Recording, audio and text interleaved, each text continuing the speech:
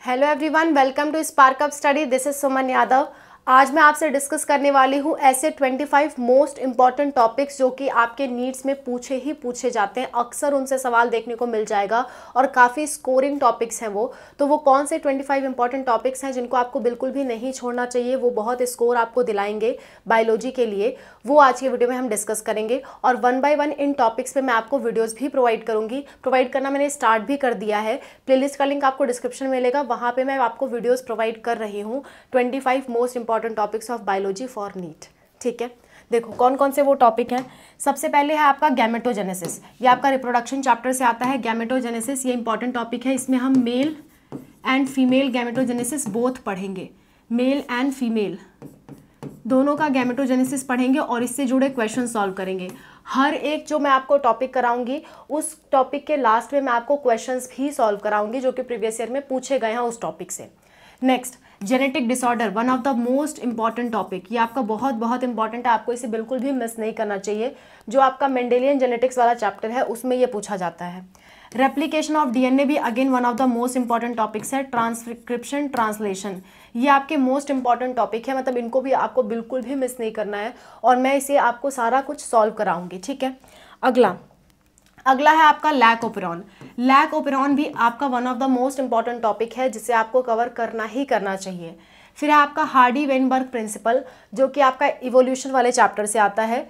फिर आपका है इससे रिलेटेड ग्राफ्स भी हम पढ़ेंगे। फिर आपका है सीवेज ट्रीटमेंट जो कि माइक्रोब्स इन ह्यूमन वेलफेयर से आता है और इसमें बीओडी वाले से बहुत क्वेश्चंस पूछे जाते हैं। बायोलॉजिकल ऑक्सीजन डिमांड वाले टॉपिक से काफ़ी क्वेश्चंस देखने को मिले हैं, तो इसे आप ज़रूर कर लें। आसान सा टॉपिक है, मैं इसे पढ़ा दूंगी। नेक्स्ट है आपका बीटी कॉटन। बीटी कॉटन से भी आपके काफ़ी सारे क्वेश्चंस पूछे जाते हैं कि बीटी कॉटन क्या है, मतलब इसकी क्या प्रोसेस होती है, किस वजह से जो ऑर्गेनिजम्स बीटी कॉटन को खाते हैं वो मर जाते हैं, ये सब के बारे में हम डिस्कस करेंगे। इकोलॉजी के बहुत सारे ग्राफ्स हैं, उनसे अक्सर क्वेश्चन पूछा जाता है। One of the most important topic है। इकोलॉजी का ग्राफ ज़रूर आप सारे करके जाएँ। ठीक है, अगला 11वां है पॉपुलेशन इंटरैक्शन। ये भी आपका इकोलॉजी का पार्ट है। बिल्कुल आसान सा टॉपिक है और स्कोरिंग टॉपिक है, तो क्यों ना हम इसे कर ही लें। बहुत आसान सा टॉपिक है, थोड़ा सा इसमें कंटेंट आता है बस। ठीक है, कंटेंट थोड़ा सा लंबा ज़रूर होगा लेकिन है बहुत आसान, याद हो जाती हैं चीज़ें। इसके बाद है आपका प्रोडक्टिविटी। प्रोडक्टिविटी भी आपका इकोलॉजी से रिलेटेड है, इसको भी हम डिस्कस करेंगे, इससे भी क्वेश्चंस आपके आते हैं। किंगडम फंजाई आपका one of the most important topic है क्योंकि इससे काफ़ी बार क्वेश्चंस देखने को मिले हैं। जब टफ पेपर आता है तो किंगडम फंजाई से क्वेश्चंस ज़रूर बनाए जाते हैं। अगला वायरस, वायरड एंड लाइकेन और इसके साथ साथ प्रायोन्स, ये मैं ऑलरेडी आपको पढ़ा चुकी हूँ। इस पे मैंने इंपॉर्टेंट टॉपिक्स वाले प्लेलिस्ट में इसकी मैंने वीडियो ऑलरेडी डाल दी है, उसे आप जाके देख सकते हो। और इसके मैंने प्रीवियस ईयर क्वेश्चंस भी सॉल्व कराए हैं जो आपको नीट में पूछे गए हैं। नेक्स्ट आपका सेकेंडरी मेटाबोलाइट्स। ये भी आपके बहुत छोटा सा टॉपिक है और कई बार इससे क्वेश्चन आ जाते हैं, इसलिए मैंने इसको मोस्ट इंपॉर्टेंट टॉपिक में रखा क्योंकि बहुत थोड़ा सा याद करना है और क्वेश्चंस आपको हर साल देखने को मिलेंगे। इसके बाद है cell cycle, one of the most important topic. ये आपको ज़रूर करके जाना चाहिए। सेल साइकिल से हर साल पक्का है कि एक क्वेश्चन आता ही आता है, हर साल आता है। एक से ज़्यादा भी आता है लेकिन मिनिमम एक तो आएगा ही आएगा। आगे बढ़ते हैं। 17वां हमारा टॉपिक है ग्लाइकोलिसिस। ये भी आपका इंपॉर्टेंट टॉपिक है, रेस्पिरेशन इन प्लांट से पूछा जाता है। Krebs cycle again one of the most important topic क्योंकि क्रेब्स साइकिल से हर बार क्वेश्चंस देखे गए हैं। ईटीएस या क्रेब्स साइकिल, इन दोनों में से आपके टोटल मिलाकर के 2 से 4 क्वेश्चंस आपको हर साल देखने को मिल जाएंगे। इसके बाद है आपका रेस्पिरेटरी क्वेश्चंस। इजी टॉपिक है इसलिए मैंने इसे इंक्लूड कर लिया। बहुत छोटा सा टॉपिक है और अक्सर क्वेश्चन आ जाता है, तो क्यों ना इसे कर ही लें। रेस्पिरेटरी वॉल्यूम, ये भी आपका इंपॉर्टेंट टॉपिक है। कुछ रेस्पिरेटरी वॉल्यूम्स आपको याद करने हैं एंड उसके बेसिस पे कई सारे क्वेश्चंस आपसे पूछे जाते हैं। अगला हम कर लेते हैं। इसके बाद है प्लांट हार्मोन।